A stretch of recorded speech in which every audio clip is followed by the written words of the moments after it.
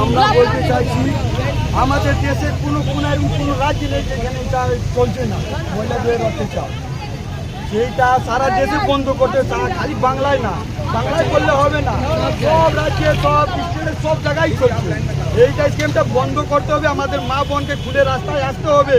এইটা মনে ভয় থাকতে চাই নাকি 7টা বেজে গেছে, 7টা বেজে গেছে আমি আর বাইরে যাবো না, কিলেই আমার মা বোনদের উপরে অত্যাচার হবে। সেইটা কানুন প্রশাসন কেন্দ্র রাজ্য সব মিলে এটা শেষ করতে হবে। দোষীদেরকে একটু সাজা দিতে হবে। দোষী আর দোষ করার জন্য আগে ভেবে নিতে পারে যে এটা একটা করলে কি হবে। এইটাই 10 দিন 15 দিন হয়ে গেল, কোনো এখানই নেই, একজনেই ধরা পড়েছে।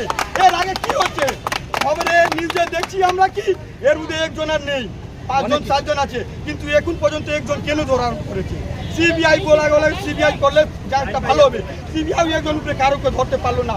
এই কেসে তাড়াতাড়ি আমাদের মা বোনদেরকে